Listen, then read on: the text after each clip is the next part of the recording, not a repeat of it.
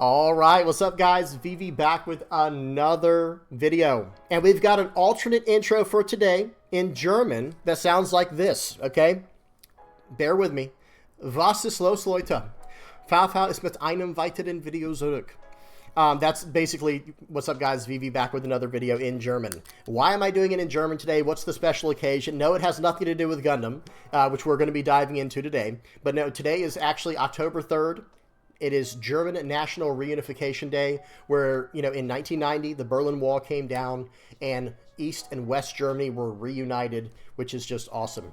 I have a lot of love and respect for the German people. I hope everybody's doing good over there. And I just wanted to say that my second most viewed geographic region or demographic is Germany. That's right. So America, the United States is around 50% of my viewers. And then Germany's around almost 7%, 6.5 or so, 6.7%. And then number 3 would be Canada, around 6.2 or 6.3. So, you know, thank you guys so much. Danke. Okay, now let's go ahead and hop into today's video. Hey, if you don't want to know about Gundam, I understand, but don't leave just yet.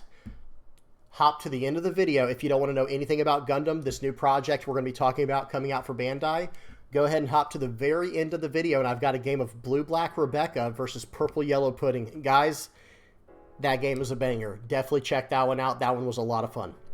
Now, let me go ahead and give you guys a quick layout for today's video, tell you what we're going to be getting into. The majority of today's video will be going over another TCG that Bandai's putting out, okay? And it is the Gundam project or Gundam card game. We'll be talking about that. That will be the majority of today's video. We're not doing a VV lab. This will not be a standard video. This is going to be a, we're going to be going into some uncharted territory today, guys. We're going to be checking out a totally different game, a game that's not even out yet, that we're going to keep our eye on and kind of follow at a distance. And we'll talk about this more as the video goes on. But if there's enough people who want to play this game or who want me to follow this game, I may create another channel for Gundam. Okay, no promises. Okay, no promises. I'm just saying we'll see how things go. Now, I am going to give you guys my honest first impression take of this game. It's almost like a second impression. I at least went over what's going on in today's video, so I knew what to expect, and so I knew how to talk about it and relay the information to you guys. But I'm going to give you guys my honest, like a real first impression, even though I know what to expect now that I've read over some of the information. Okay, guys, I'm going to be brutally honest with you. Some people might not like my take on it, but we're going to talk about it. But don't worry, guys. This is still just a one-piece channel. Don't worry. This is just one video out of how many, where it's like we have to take a look at some stuff coming out on the horizon here. Okay, so first things first, I am going to give you guys my background on Gundam. Okay, how far I go back with the whole Gundam franchise. That's number 1. Number 2, we're going to be heading over into the website. There's an incredible website that Bandai's put together showing off their really cool new game. Okay. We're going to talk about that. We're going to break down the entire website, by the way. That's going to be the majority of this video. Then we're going to head over to the sim. After all that's said and done, we'll head over to the sim and check out the game I was talking about with Blue Black Rebecca versus Purple Yellow Pudding. And we'll wrap it up in that way. I'll show you guys the deck list and all that good stuff, and we'll close it out in that way. Okay, so you guys, you know what you're getting into. I'll have everything time-stamped in the general description, and I will have all relevant links and deck lists down in the comment section below. All right, guys? All right, let's do this. Let's try to keep an open mind, at least see what's going on here. But yeah, today, guys, we're going to be checking out a brand new project that Bandai has, they're pursuing, and they're well into it. They're deep into the development of this game, to the point where we can see some gameplay and stuff like that in today's video. Okay. Actually, excuse me. Let me take that back.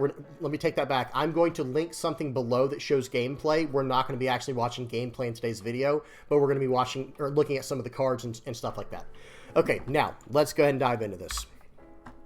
Here we go, guys. Y'all give me just a second. Okay. So, Gundam card game. This website I will link right in the comment section below. It will probably be the number 1 link, the very first link that I put in there. And I'm going to break down. I'm going to give my background on the game first, on Gundam first. So I'm going to blow up my picture here for a second. We'll talk about it. So for those who are not aware, for those who don't know me, I mean, I don't know. I've never mentioned this before. I don't know how you'd know this unless you know me personally. I did grow up watching Gundam Wing. Gundam came out all the way back in the 1970s, okay? I was watching it in the early 2000s on Toonami over here in the United States, which was a show that came on the Cartoon Network somewhere, I think it was between 4 and 6 p.m. Eastern. And on there, I'd watch shows like Sailor Moon, Dragon Ball Z, Gundam Wing, Ronin Warriors, Reboot. Okay, guys, those were good times. Those were good times. It has to be said. It has to be said. But, you know, then I went to college, you know, and things kind of just dismissed from my life. You know, once I got into high school and once I got into college, life gets busy. And here in America back then, anyone who's old enough to remember, you'll know, back then, anime was kind of frowned upon. Not so much as like, oh, that's Japanese or something, or that's from Asia. It wasn't about that. It was a matter of like, back in those days, anime was seen as like something for children. You know what I mean? And guys, do not get upset. This is not what I said. This is just how things were perceived back then. So after I got into high school, I was like, okay, I don't watch cartoons anymore. That was what was going through my mind. And that was kind of like how American culture was, at least where I grew up down here in the South, down in the southeast of the United States, in Florida. But Gundam Wing, I have to say, guys, I actually liked Gundam Wing better than I liked Dragon Ball Z, which was a big deal back then because most people loved Dragon Ball Z. And I get it. You know, that was... And remember, guys, this is like before Naruto and One Piece were really like big in America. They weren't at all at first. You know, they were starting to come over to America around this time, around the time period that I'm talking about, but they weren't big yet. However, Dragon Ball Z and Gundam Wing, they kind of were for a while. Same thing. Sailor Moon was all right. There were a few others I can't think of off the top of my head. But the big shows back then that I can remember that all my friends always talked about and kind of you heard everybody talk about it was Dragon Ball Z and Gundam Wing. Pokemon and Yu-Gi-Oh, of course, they had their own little followings. Obviously, as you know, they also had that as well. But that wasn't really like, I guess they had an anime attached to it. It's hard to explain, but guys, that was growing up. Yu-Gi-Oh and Pokemon were definitely seen as like children's games back then. I know everyone's like, okay, I know I'm an old fossil. I know, guys, I know. But that's just how it was perceived back then. And I'm not saying, you know, if hey, I'm an adult, I play card games. So don't take any of this offensively, right, guys? Okay, so Gundam Wing has a very special place in my heart. I absolutely loved Gundam Wing more than any of the other animes out at the time. So I really hope this game is good because for selfish reasons. I loved Gundam Wing. Now, I understand Gundam Wing is just one of many Gundam franchises, or Gundam, you know, it's under the Gundam umbrella, and there are many different titles under that umbrella.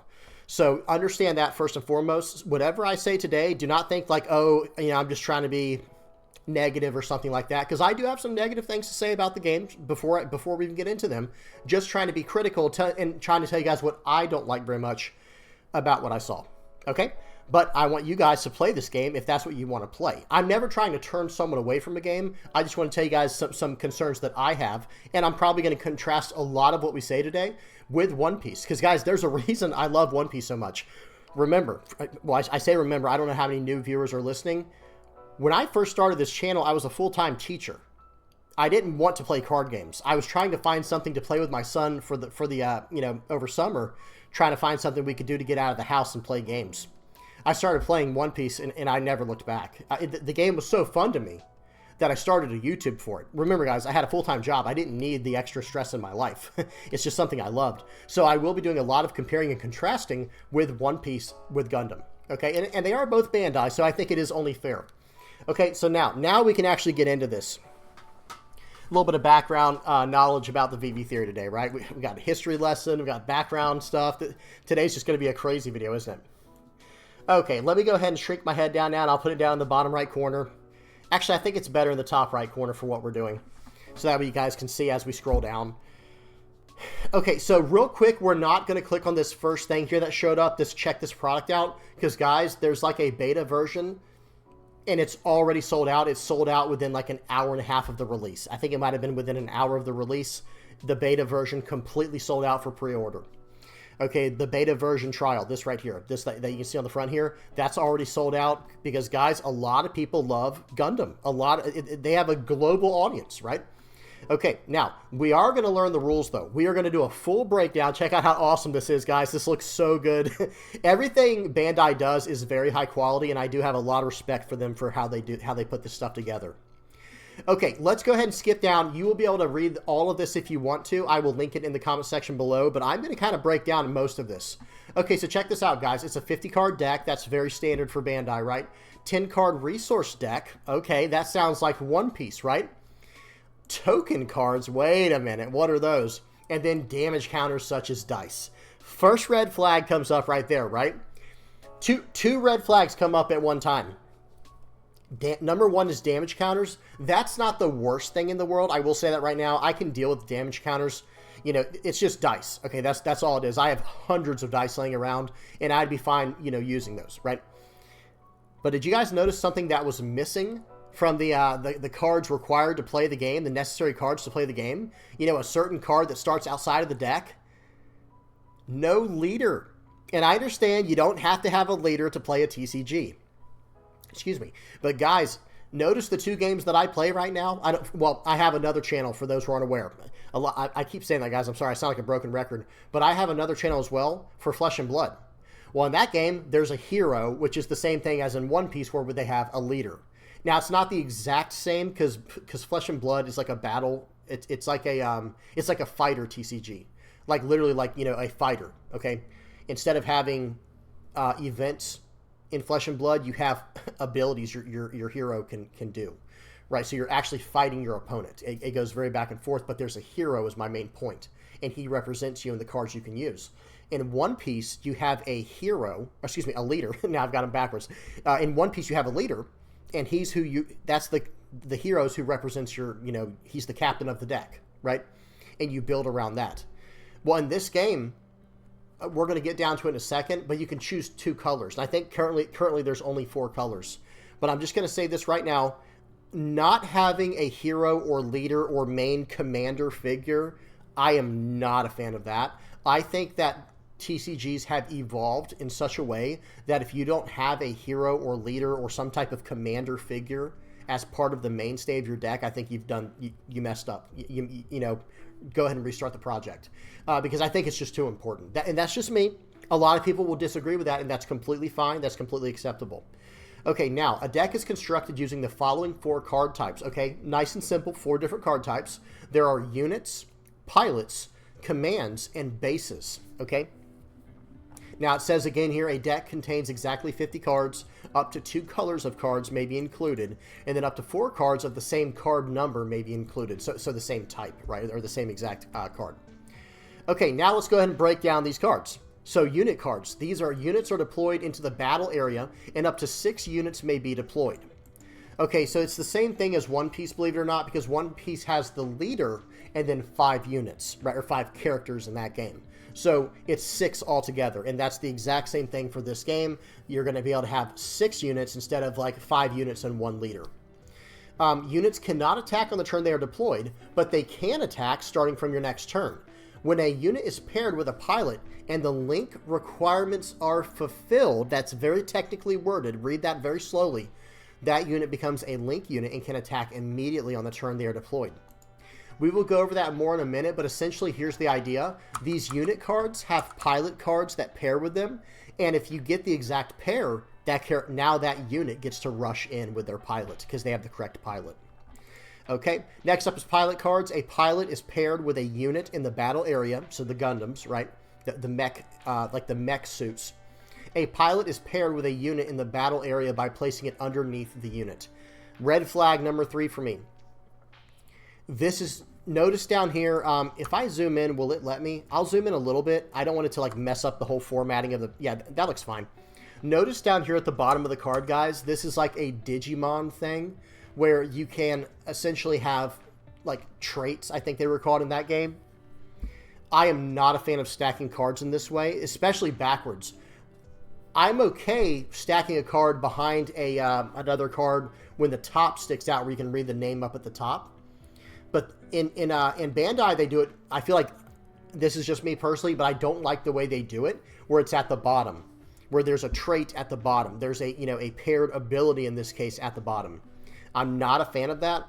I don't know why, but like, for example, if I were to use an equipment piece in Magic the Gathering, no problem. So I have the artifact down. Like, let's say it's an artifact equipment for this scenario. I play out an artifact. and then I pay, let's just say I pay 1 or 2 to equip it. Well, now it's going to be behind my character. So it's like I have the artifact behind, and then I'm actually going to like kind of cascade it a little bit to where I can see both. But it's like in a, I can't really explain it, guys. Essentially, where a card is like this, like let me see if it lets me, no, it won't let me drag. I'm just going to say it like this. You'll see in the video, and I'll make a bigger deal of it then, the cards are basically placed like Digimon cards. And they have it for a specific reason so that these numbers right here will line up. I understand the design principle. I just am not a fan of stacking cards, especially when it's required for mechanics like this. But that's more of a technical thing for me. Maybe Digimon just left a bad taste in my mouth where you had like these entire rows of cards just stacked on top of each other. It just looked, to me personally, I didn't like it. Okay. So a pilot is paired with a unit in the battle area by placing it underneath the unit. Each unit can pair with 1 pilot. So that's good, at least. Instead of having these massive stacks like in Digimon, you'll just have 2 at a maximum, I think. Now, when a pilot is paired with a unit, it gets the AP and HP listed on the pilot card.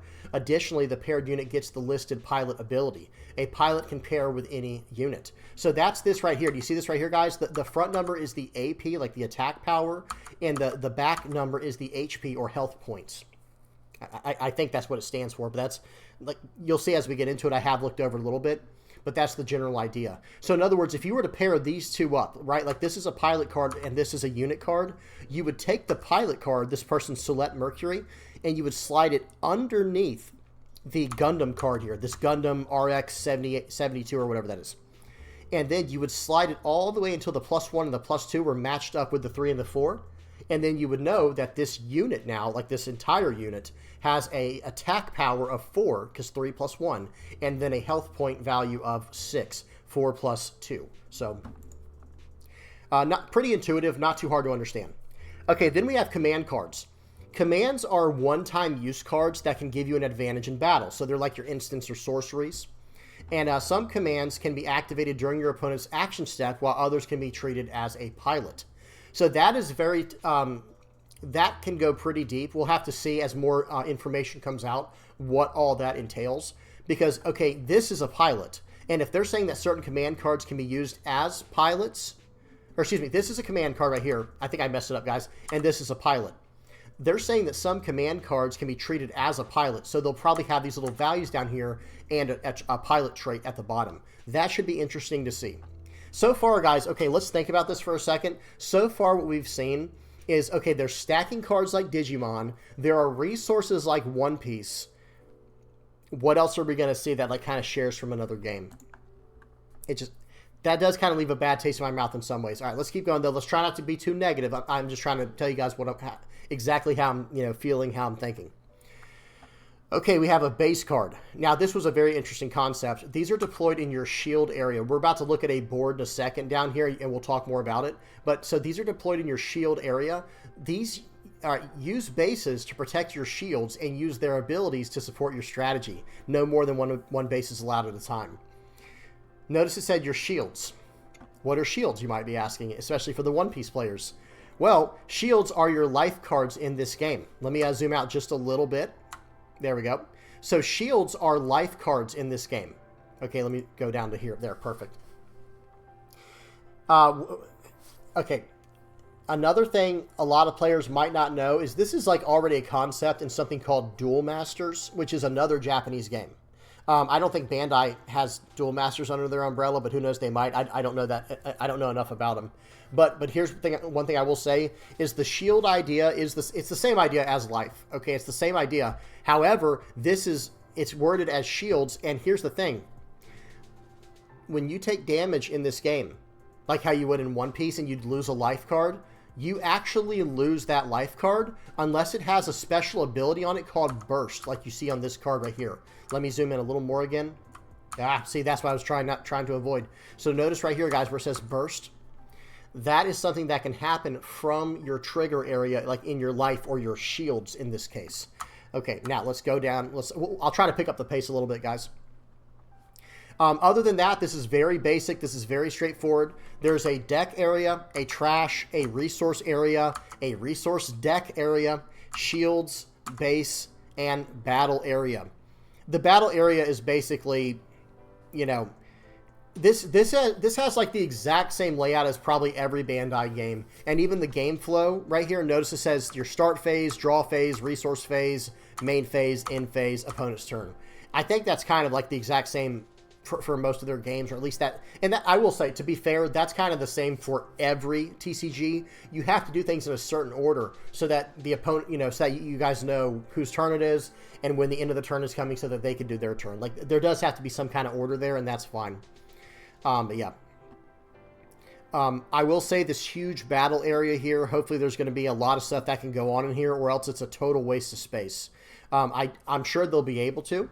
I think they're going to be able to do a lot of stuff here because, okay, for unit attacking, you have the attack step, the block step, the action step, the damage step, and in a battle step. So again, very intuitive, very straightforward design here. Any One Piece player, or probably even Digimon player as well, especially... Okay, here's an example, guys. Check this out. Let me finish my thought real quick. I think any One Piece player who sees this board will just understand what's going on immediately. And I guess that is what Bandai's going for, is they want people to be able to hop from one game to another, so that way they can just play whatever game they want to. Like when a new game comes out, they can just leave the game they didn't like as much and go to the game they actually want to play. Now, that's brilliant. That is pretty brilliant. And then each game has its own little nuances. Now, real quick, notice right here, guys, the Gundam or the mech character, like the mech card, goes on top, and then the pilot card goes on the bottom here. And this is the stacking I was talking about. And I will say this, if there's only two cards, like one is stacked on the other, that's not the worst thing in the world. I'm not like totally opposed to that, but I'm still not a huge fan of it. Because like in Magic, it would be the opposite, where the card on the bottom would actually be at the top, and then the card that's on, or excuse me, would be like above the top card. It's so hard to explain, guys. I'm sorry. I'll have to show you an example later if one comes up. Okay, so that's about it, guys. That's the area here. Let's keep going. So the deck area, place your deck here. Obviously, draw cards from your deck area into your hand. The resource deck area, place your resource deck here. Shields, take 6 cards from the top of your deck and place them here face down at the start of the game. So you just start with 6 life in this game, or 6 shields in this game. The resource area, place your resources here. You can play a card if the number of resources you have is equal to or greater than the card's level to pay a card's cost. That is interesting. That is an interesting way to like gatekeep certain effects from being able to go off too early. Let me go up and show you guys real quick. So for example, this is a good one. The pilot card here. So check this out. This character, excuse me, this pilot here, Celeste Mercury, she only costs 1. Well, that seems broken, right? I'll just play her right away, and then I'll buff my my mech suit by 1 and 2, right? My Gundam. Well, here's the thing. You can't do that until you're at 4 resources. Okay, kind of confusing, I know, but that's how it works, guys. Even if you have 1 resource, you cannot play this card until you have 4 resources altogether, and then it will only cost 1. Okay, a little bit technical, but I don't think it's too bad. I think it's pretty easy to pick up on. Same thing with this Archangel card. You can't do this until you have 3 resources on the field, but then it only costs 1 when you go to play it. So that should be very interesting. And notice they all have that, guys. Look, level 4, but it costs 2. So in 1 turn, you might be able to go, okay, play out my unit card, play out my pilot card. I don't think it matters which order you play them in. We'll have to look that up later to see if there's actually some kind of relevance to the order in which you play them, other than on play effects, right? If those are in this game. I don't know if those even exist. But I can play out, now that let's just say I have 4 resources for this example. Well, I can play this guy out for 2 and this girl out here for 1. Pair them, and then I might be able to attack. In this case, I can't because they don't match up. This is an Amuro Ray pilot card, or a card, excuse me. This is a unit card that pairs up with Amuro Ray. So if I had a 1-cost Amuro Ray instead of the Celeste Mercury for the pilot and I attached it, this unit would be able to attack immediately. Okay, so that is very interesting. That does add a very interesting dynamic to the game, that pretty much any color has access to rush if you make the deck built around a certain typing. You know what I mean? Okay, and if there's any questions or comments, guys, please don't hesitate to put them down in the comment section below. Now, finishing out the resource area. Okay, to play a card's cost, rest, turn horizontally a number of resources equal to the cost. That's just saying in order to pay it, you tap the card down and pay for it. The second turn player places 1 EX resource at the start of the game. Now, there are no more than 5 EX resource token cards allowed.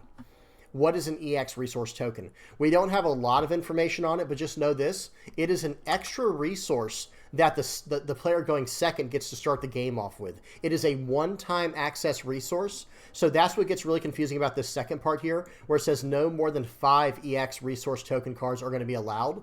And that makes me think this card right here, this Peacecraft, that's this character's name is Relina Peacecraft.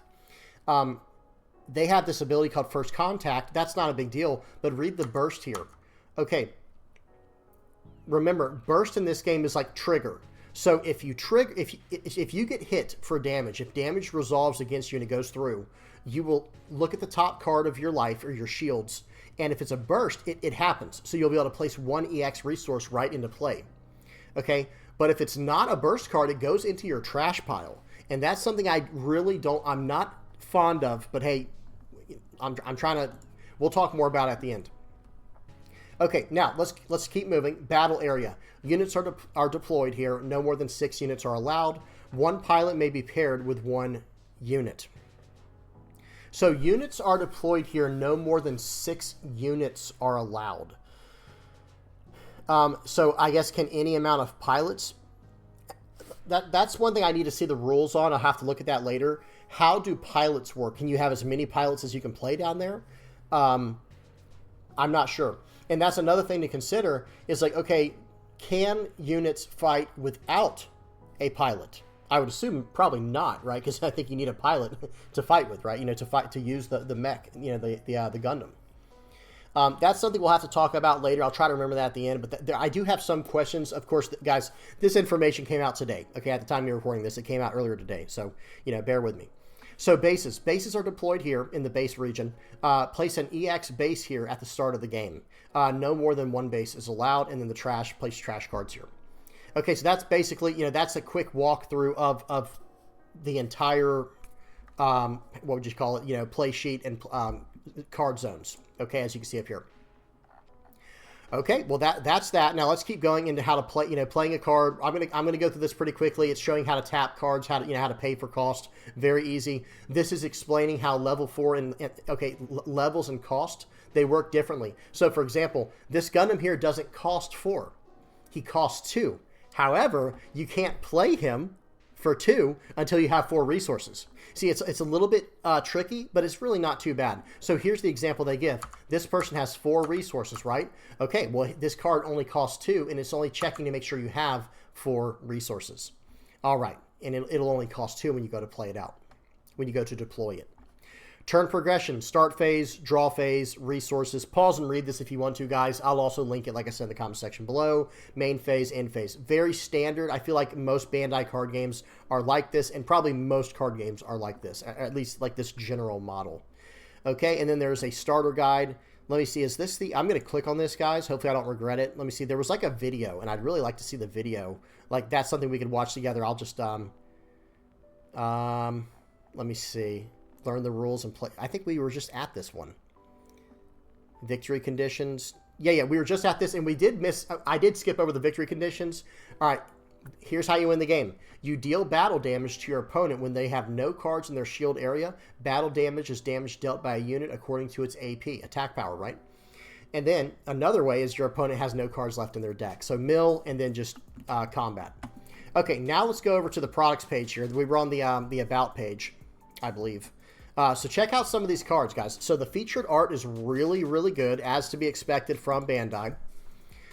Very cool. Gundam RX 78-2. I said 72 earlier, but this is 78-2. This is Wing Gundam. Of course, I knew this one. This is like Gundam Wing. Really cool art for them, by the way, guys. Like, these are all like... I think these will be custom art cards. Strike Gundam. This one looks really cool. Notice they're around the same. It looks like, okay, this one requires a level 5, so 5 resources, whereas this guy and this guy were level 4. And currently there are only 4 colors that I'm aware of that they said, so we'll have to wait to see if anything else comes out. Okay, so here's a blue one. So there's blue, white, green, and I think there's one other color. This is that Amuro Ray card we were looking at. So remember, guys, so check this card out right here. Notice at the very bottom left corner of this card, I'm gonna click on it right here.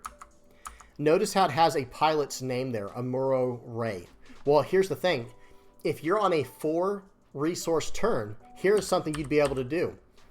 You'd be able to play the Gundam out for 2, and then attach Amuro Ray to that Gundam for 1, and still have 1 resource left for the turn, and you'll be able to swing right away for, let's see, +2 and +1. So 5, he'll be a 5/5 Gundam. So 5/5 unit, very strong. Okay, and then it says, when paired, choose 1 enemy unit with 5 or less HP, rest it.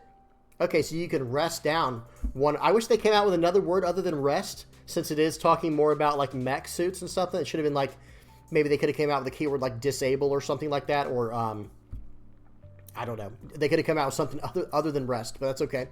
Okay, and then we have Hito Yui. Okay, this is from Gundam Wing as well, and this goes with the Wing Gundam. So here we go. Now let's say we have a 5 resource turn. We have to use 5 for this example because notice this is a level 5 Gundam. Okay, very, very powerful, at least from what we've seen so far. There's probably going to be way more powerful stuff in the future, but this requires 5 resources. We can't even play this until turn 5, right?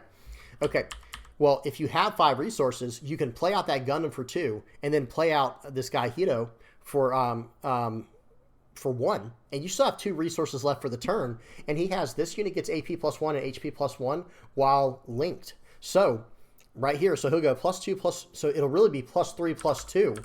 So then all of a sudden, this is like a 7/5, right? That's very, very strong, right? That, at least from what we've seen so far. Okay, I think we got a few more. This one's called The Witch and the Bride. Pause and read these. I don't know what all these do, guys. So just pause and read these. We're not going to go through every single thing. And then we go back to the beginning. Okay, very cool. All right, and this is the video I wanted to see. Hang on. I hope this works. Oh, gosh. Okay. Bear with me for a second, guys. Hopefully the volume's not too loud. I'm actually going to mute the desktop audio for a second, guys. 1 second. Okay, perfect. Okay, there we go. I'm just going to turn the volume off, and we're just going to watch it at normal speed. I usually go 2x speed on these, but for this one, I'll just go normal speed, and I'm going to fast forward through a little bit of this. You'll be able to watch this whole spoiler if you want to later. Just going to go to where he gets his, like, he got his, like, he opened it up. There's the awesome card, you know, the beta version of the game. Very cool logo. I'm a big fan of how clean and simple that logo is. Check out these cards, guys. Okay, hang on. Okay. As I was saying earlier, you know if it's a Bandai product, it will at least be high quality. Will it be balanced? I don't know. Will it be affordable? Who knows? Will it even be accessible? Who knows? But I can promise you, at least from my experience with the game, if it is a Bandai product, it's probably going to be a very high quality product. Okay, check this out, guys. Watch when I unpause it. Watch the foiling. Oh man, of course, it looks so good. Look at this character here. He's got his Gundam in the background. Oh man, there's my Wing Zero right there. Goodness gracious, that thing. Actually, I'm not sure if that's a Zero or not, but I know it's at least a Wing, Gundam Wing. That might be confusing for players who have no idea what I'm talking about with the Gundam franchise. There was literally like one of the series was called Gundam Wing, and it was named after a Gundam within that series called Gundam Wing. Very, very complicated. But check this one out, guys. It's got some cool like pop art style. Very, very cool. Okay, and this is like, you'll have to watch this if you're interested. But I'm not a huge fan. Okay, this is a little bit picky here on my part. Not a big fan of the back of those cards being white. White and blue. I like the blue, by the way. But the white and blue, I feel like those can get... I'm not a huge fan of that, of the card backing. Okay, so let's keep going. This is all just, you know, acting going on right now. Very cool. So check it out. They're playing like at an office building or something, trying the game out for the first time. Let's see if we can see any cool cards in here. I don't speak Japanese, so that's not helping, but it's also just very hard to see it anyway. Okay. Okay, check. Oh, we got the cool guy here. We got the cool guy in this one. Oh, check this out. Okay, little details here and there. Ketchup and mustard. No, I'm just kidding. Those weren't the details. The details were this is a 4-player game here. This is probably a free-for-all commander-style game where it's like 1 versus 1 versus 1 versus 1, or it might be a 2v2. You never know, right? I mean, we'll have to see. But guys, really cool stuff here. Is this like a straw in the drink, like a little like like the straws that like curve over? That's really cool. But how awesome is that, guys? This one, it looks like they're trying to really support like a larger scale format of like a 4-player format. Okay, very cool. Yep, the cards look great. So there he is. There he goes, attaching the cards like that. He's got his dice on there, his damage counters, basically. Oh, look, he's like, did y'all see that face? Watch this face, guys. He's like, all right, let's see what I drew. He's like, whoa, I don't want anybody to know I just drew that. So it's like, guys, how awesome are these Bandai commercials? They're out of this world. So there is the card back. Excuse me. Here's the card back. I don't like that. I wish they'd make it darker. I wish they'd make it like the whole thing black and like some white highlights or excuse me. Well, I guess like white trim with blue highlights like this. That's how I prefer it to be, but that's okay. That's just a personal preference thing. Oh, you see that? He had the card. He had the card he needed to win this. Oh, burst card. There you go. Very cool. All right, and then they're just kind of showing some gameplay now. I mean, the game looks pretty enjoyable overall. It looks like it's going to be a well-made game, but it's going to really come down to like, I don't know. So for me personally, it's like, how do I want to spend my time and my money? And I can only do 1 or 2 card games at a time. So for me to like choose a card game, it has to be a very good card game. And that's why I chose One Piece. And Flesh and Blood's like on the back burner for me because I think it has potential, but I think they're struggling right now. One more thing I want to notice real quick or bring to everybody's attention. Notice the backs of the normal cards are blue, but the resource cards are red. And that's kind of like how it is in One Piece, where the backs of the normal cards are dark blue, and the back of the resource cards are like a white and teal, I believe. Or is it red? I think red's the leader, and the white and teal's like the Dawn cards. Okay? So check this out. Very cool stuff. They're just showing off some of the art here. Like I said, you have to pause and look through all these if you're really interested. And check it out. Here's where they talk about, like, all right, time to take your game to the next level. Link the universe. Oh, man, here we go. Now these two are meeting back up again as rivals on the main stage. Just awesome. Just awesome. Look how cool that all looks. Whoa, these guys are going crazy, man. Maybe in the future, all right, play the new type. Maybe that's how TCG sports will be in the future. You know, like where like there's an actual crowd, but who knows? We'll have to see. Okay. Oh man, it's getting intense. That card looks amazing. Very cool, and that's the end of the video. Okay, so that was awesome. I have to say, like that was just, like I said, the quality. I can't speak highly enough about the quality of like this website, that video they're showing. I'm sure the cards will be high quality as well, but I can't say that for a certainty because I have not felt the cards, have not touched them at all. Okay, and then on Premium Bandai, so here's the thing, guys. This is limited quantities will be available of Premium Bandai USA, US residents only for this this thing right here. I'm going to click on it. This is already sold out. That's what I'm trying to say for the edition beta. Okay, it's starting October 3rd, 5 a.m. Excuse me. And guys, it's sold out like pretty much instantly. I think it looks like it was available at 5 a.m. PT. So I'm not sure. I'm not sure what that exact time is. I just know that I think it sold out like very, very quickly. So unfortunately, you're not going to be able to check that out. Let's go to the news tab real quick. We're almost done now, guys. Don't worry, we're almost done.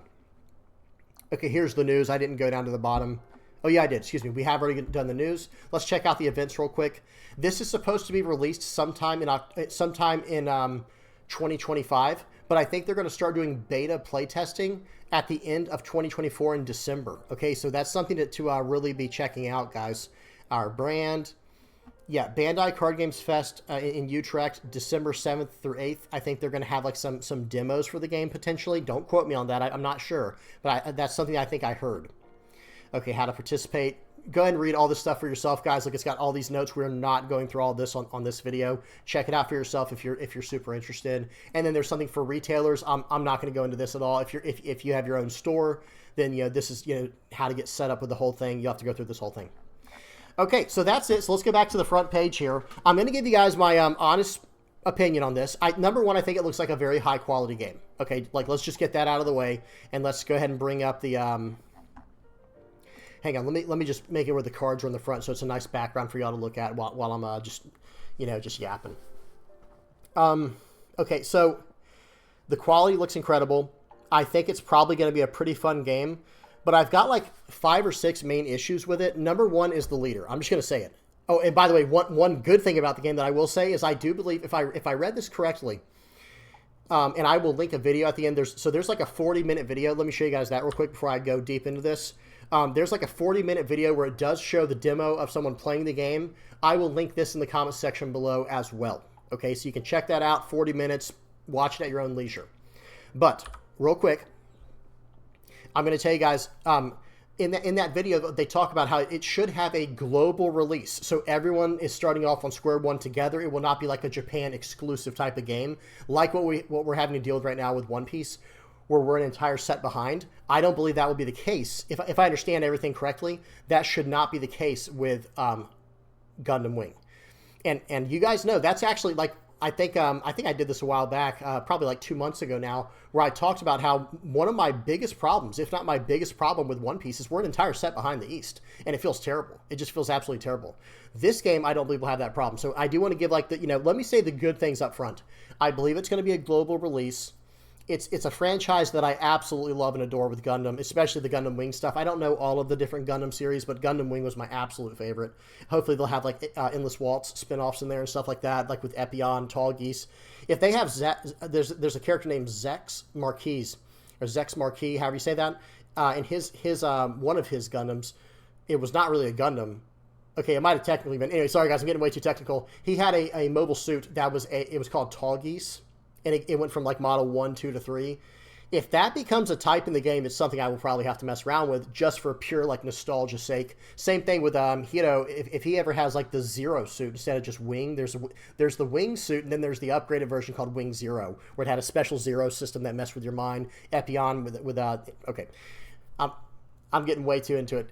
For the people who know, guys. For the people who know Gundam Wing and the whole Gundam Wing story, you guys know what I'm talking about. But let me start finishing up with this. So there's a lot of good things about it. I do think the combat will be interesting where you have units and you're pairing things up, where you're powering them up like with the units and the pilots. But we're going to go into the critical stuff now. I do not like how there are no counters. Like notice this just says unit on the side. This just says pilot on the side. There are no counters in this game on your units or your pilots. And I mean, maybe there will be on cards like this where there's like a main/action phase to do something. There will potentially be some kind of effect there when paired. Yeah, there might be effects that are tied in. But one thing that I really love about One Piece is the fact that you have this way to save your own units in battle, your own characters in battle. That's a big one. Number 2 is not having a leader. I should have said leader is number 1 actually, and then number 2 is not having the battle shenanigans, the battle interactions. Number 3 is there is no dawn in this game. It is just how do I get off this thing? There we go. Notice how the let me see if it's on. It might not be on this page. Let me go back to the first page, the about. There's energy in this game. It's not dawn. Now dawn is resources and buffs later in the game, right? I don't know where we were when we did the was it might have been learn the basics here. Hang on one second, guys. Where it showed the entire, yeah, this is it. So check it out, guys. I'm going to go down to the resources real quick. Notice this, there is no +1 on your turn. Like in this game, it would be +1 or +2 because there's only, most of the units we saw were like 1, 2, 3, 4, 5, and 6s. So this, or I think up to 7 is what we saw with the combo. But here's the thing, these resources don't buff your characters unless I don't see on there where it does it. Maybe the pictures are too small. Let me try to zoom in. Oh gosh, that's too much. Okay. I don't think these buff units or buff pilots. So because of that, the resources are a little more limited in this game than they are compared to like in One Piece. So I liked that about One Piece, how you had the resources you could attach to characters later to attack or attach to your leader and attack. What else? So we talked about the leaders. We talked about the dawn versus resources. We talked about counter battle, the counters on attached to certain cards, like characters in One Piece. What else? I didn't like the stacking. I'm not a huge fan of that. I'm sure I'm going to forget something, guys. I do apologize if I forget something. But I'm just going to say this. I was nothing more than, I was very, very excited to hear about this project. I heard about it about a month ago, and I was very excited to see how this was going to be. But after seeing it for myself, I have to say I'm not a huge fan. I will still try it. Do not misunderstand me. I'm not saying you shouldn't try it, especially if you want to play it, you should. You know, if you're like, dude, you know, Gundam Wing's my favorite, then you should absolutely give it a try, right? But I was expecting a little more, and I have to say it like this. This is the best way I can explain it. I feel like One Piece has set the bar so high for me. Like, I feel like they've set the standards so high. Certain other card games just don't even appeal to me in a lot of ways anymore. Like how a game might used to appeal to me. It's like, man, oh, well, do you have a leader in the game? Oh, you don't? Well, then I'm already kind of checked out. What about battle? How does battle work? Can I like counter out with cards in my hand so that they're not ever worthless? Oh, no, you can't. Okay, well, I'm a little bit checked out. You know what I mean? And then, like, wait, what do you mean you have to stack and damage? By the way, if I understood the tutorial correctly, or the other video, the 40-minute video that I'm going to link, I watched that, and if I understood things correctly, that there's a reason you need damage counters. All the damage that happens to your units in battle, it stays on them. Now, there might be effects that can remove damage counters that I'm not aware of, but the point is, that's why you need the damage counters, is to mark damage on your units. And I'm not a huge fan of that. I think after battle, that's that. You know what I mean? Like, that's, hey, it either, you know, your unit either won or it lost, and then for the next battle, it will have already, you know, healed up or something. I don't know. You guys know what I'm trying to say. The shields, I'm okay with the idea of, that's another one that I wanted to talk about with shields. I like the idea of having shields versus life. I mean, I get it. For One Piece, it's life. For this game, it's shields. I just like, mentally, I do like the idea of shields more. However, the thing I don't like about shields in this game is if it's not a trigger or burst in this game, if it's not one of those burst cards, it just goes to the trash. Whenever you take life, it doesn't go to your hand, or take shields, excuse me. It doesn't go to your hand. It goes to the trash. Unless it's a burst card, then it goes right into play. Like, for example, this one. See, check this out. This card right here this card right here is a base card called Archangel. It has burst. So let's just say this is the top card of your life. If they attack into you and you take it, I don't really understand the combat. Like, how much do they need to attack into? Since there's no leader, does just a single point of damage go through? That's something I'm confused about. I'll have to know for later. But anyway, this card right here, this base card, if this was your top life card, you reveal it with the burst, and it comes right into play. And actually, the more I think about it, these base cards are kind of like your temporary life protection units. I don't mean to say units because that's confusing for other terms in the game, but it's kind of like a temporary unit that actually protects your life. So if they go to swing in for 4 and you have 5 on your base card, this will now get 4 damage counters on it, and notice it doesn't deal any damage back. So it's going to deal 4 into this Archangel unit if it attacked for 4, and then it does not go through. But the next attack might. You know, it all depends on what's going on. So yeah. Well, that's about it, guys. I gave you guys my honest review on that, and it's pretty much a first impression. Like I said, I just looked at it earlier just so I knew what I was talking about in the in this video today. Okay. If you guys, I want to know what y'all think down in the comment section below. Number one, do you think this is something? Are there enough people interested in this where I should consider making another YouTube channel for it? Because it could be a channel that I put like 1 or 2 videos a week on. That's not really a problem. That's what I do for Flesh and Blood currently. But don't worry, guys. One Piece is still my main. That's the main thing for me. That's not going anywhere. It's what I enjoy the most. And I don't see this game replacing it. We'll have to see. Who knows? Maybe it's just that fun. But I really don't see any game replacing One Piece in the in the distant future. So if this is a game that enough people are interested in, definitely say something in the comment section below, or I won't know. You know what I mean? If you're interested in me pursuing this game more and checking it out and doing like weekly videos on it and stuff like that, by all means say something in the comment section so I know to do it, because otherwise I just won't, right? Because it's like, okay, I don't want to waste my time. What do you guys think? So that's number one. Is, do you guys think there's enough, are there enough people who want to hear me talk about this game moving forward? That's number one. Number two is, what do you guys think about this game? Let's just keep it respectful. Please don't be like, oh, the game looks like trash, or oh, the game looks stupid, or like, I can't stand when people do that, guys. Can we not do the negativity? Just be like, I didn't really like this part about the game compared to this other game or something, right? Because I think there's always something good to take from a game and something bad to take from it as well, where you can improve in the future. And I think that's Bandai's main model. I mean, this game to me, like, just, after looking at everything we saw, this looks like a hybrid game of One Piece with the resources, Digimon with the shields, and the stacking character, stacking the pilots and the units, and then like I said, dual masters with the shields, but that's kind of the same thing as Digimon. It just seems like this big conglomeration, or whatever the word is for it, for just all these piled together. But I don't think it looked bad either. I just wasn't like head over heels after reading into it a little bit. Especially, like I said, there's no counters on the cards. There's not a leader. I don't like the stacking. I don't like not getting my life cards or my shield cards. I think the life cards in One Piece are one of the best recovery mechanics like ever built in a game, where it's like, okay, I'm losing right now because I just took damage. Okay, but at least I took damage, and it could be a trigger, or it could be a card that I draw and I can get counter power with to use later. Anyway, all right, I got to quit rambling about it. I don't want to beat a dead horse at this point. You know, it's just kind of going on and on, rambling about the same thing. Tell me what y'all think in the comment section below, guys. It looks interesting. I'll definitely be following it, but we'll have to see what happens in the future. Okay, now, we got one game on the sim. We're going to check out real quick. Where is it? There it is. A game of, now, you know, back to One Piece World. Back to the One Piece World. We're at full screen. Very good. We got a game of Blue Black Rebecca versus Purple Yellow Pudding. Okay? All right, so let me get the volume off. Get the speed on 2x. It's already there. And here we go.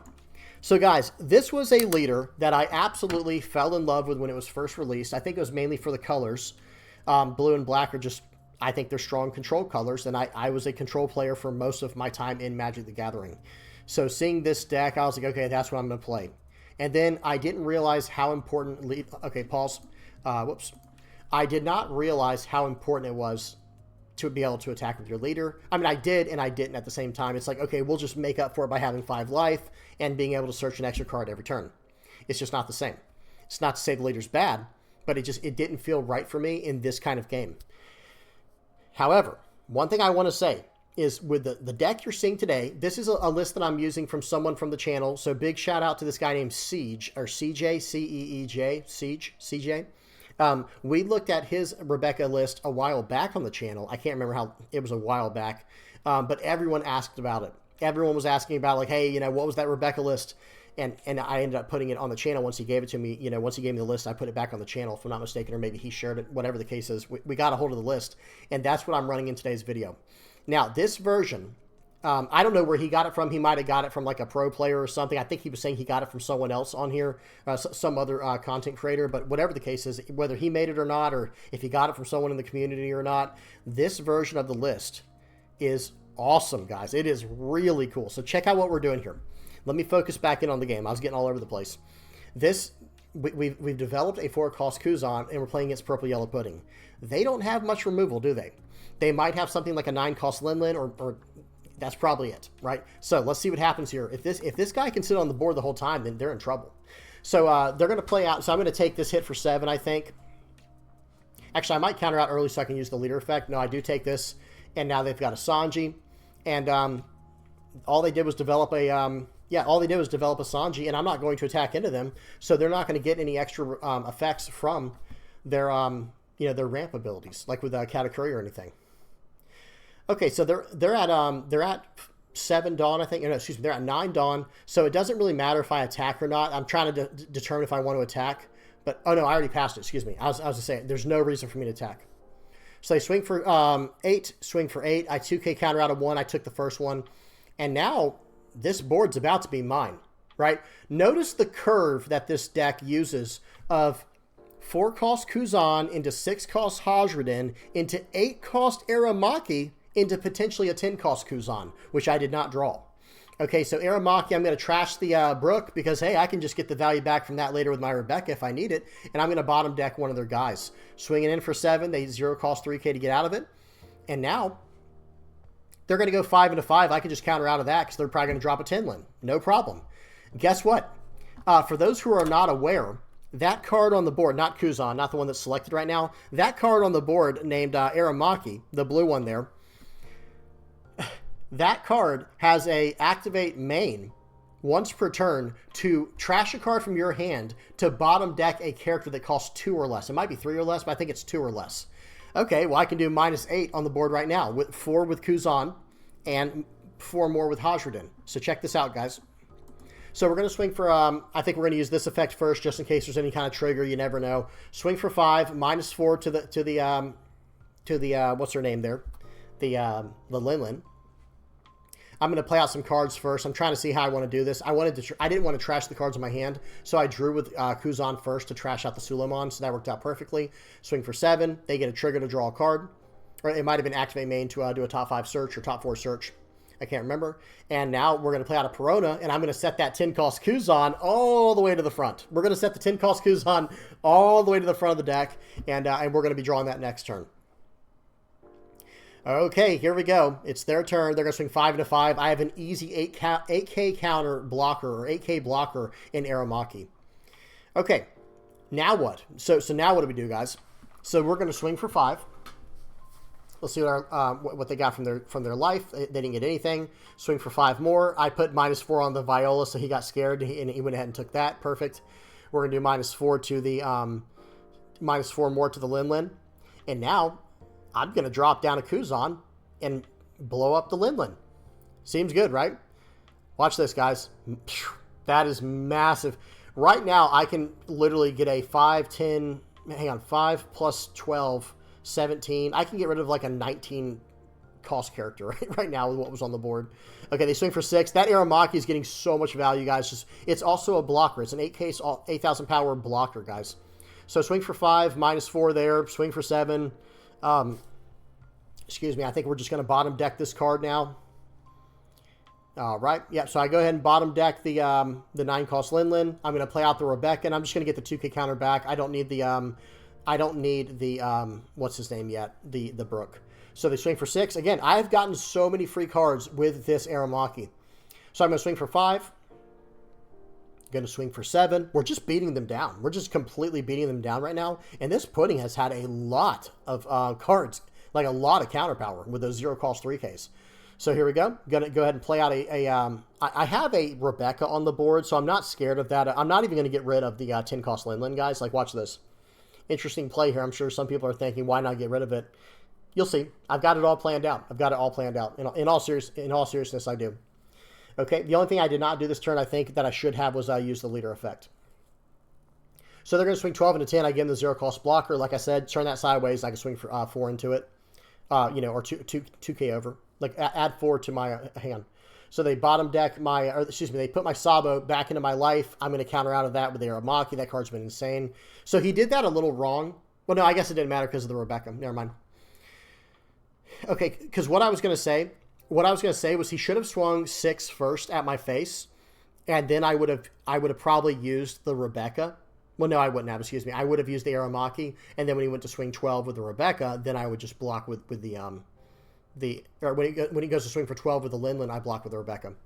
All right, so now I'm going to load up 4 on my Kuzan and put him at a 14K, and he only has 1 card in hand, so he can't get out of this attack, and I'll be able to get rid of his 10 cost Linlin for free. He has no way to get out of that, and then I can just -4 to the 9 Lin, and we're just going to trash a card from hand. Well, excuse me. Nope, just kidding. We're not going to do that. Aramaki is just sitting there as like this unstoppable presence, right? This immovable object, actually, not really unstoppable, just like an immovable object. Anytime I need to trash something, I just trash a card from my hand. I can get anything off the board with what's on the board right now. But I played out the Rebecca to pop the 9 Lin because I had -5 and -4 on it, so I was able to get that easily. He swung for 7. I get a free block with Aramaki. It seems good. We're going to swing in. We're going to pop the blocker, and I think we're going to go for lethal this turn here. They try to do a top search.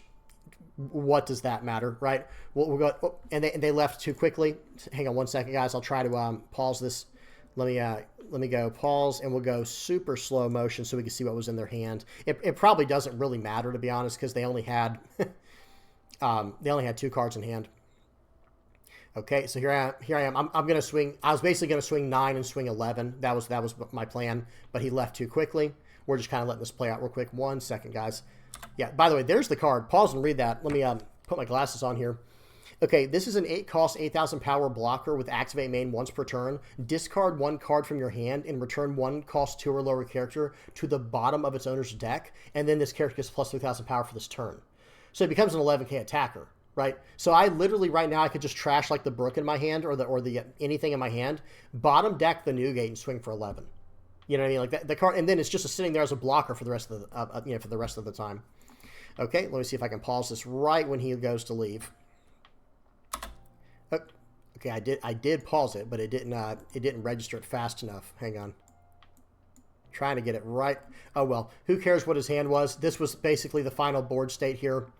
Actually, let me fast forward a little bit more to right here. This was basically the end board state. It was going to swing. I was going to do swing 9 with Aramaki and then swing 11 with Kuzan. Okay, Nothing too crazy there.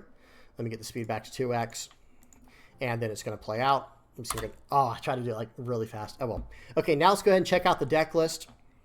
For those who are interested, this is the list here. Like I said, this is not my creation here. This is someone else's, and man, is it a blast to play, an absolute blast. I will have it linked in the comment section below. Just know that the main thing is like setting your cards so that you can get straight to your curve of your Kuzans, you know, Kuzan, Hajradin, Aramaki, Kuzan, the 10, 4 cost and 10 cost Kuzans. You have tons of blockers along the way. Even a 2K counter, Bartolomeo is a blocker, so you've got 4, 8, 12, 16, technically 20 blockers with Aramaki. For 2K counters, you've got 4, 8, 12 2K counters, it looks like. With one of them, you can get back over and over again with Rebecca as much as you need to. And yeah, it's just a solid deck, guys. It plays well. It felt really strong. And if you can get down Aramaki and they're not running removal to get rid of him, that's a wrap. That's game over. Like, they just, if this card sticks, I don't think there's anything they can do, especially if you followed up with 10 cost Kuzan. Because if they couldn't get rid of this card, how are they going to get rid of this card? So, just insane, super high value. And this card right here, Hajradin's really, really strong because he allows us to just, -4 every single turn for free. And he's a 7K body, 1K counter in hand. Really, really good stuff here. All right, I'm done. That's it. Now, big shout out to everybody who supports the channel. Thank you guys so much. Hey guys, if you're just liking, subscribing, sharing, commenting, viewing, whatever you're doing to help the channel out, I really appreciate it. The channel's been growing like crazy lately, and I really do appreciate you guys. Thank you so much. Big shout out to the VV Pirates playmat supporters. Hopefully everybody's got their mat by now. They should. And hope you're enjoying it. And then last but not least, the patrons here, guys. Thank you so much for donating to the channel, just trying to help me out in all the ways you do. Thank you guys so much. All right, I'm done. Please do not forget to like and subscribe. I really want to hear what you have to say about this new Gundam project. Don't worry, tomorrow we'll be right back to One Piece. Nothing to worry about, nothing to be concerned about. But you guys tell me what y'all think about this new project that Bandai's gotten themselves into. Yeah, that's what I did. All right, thank you guys. Appreciate it. And yeah, till next time. Peace.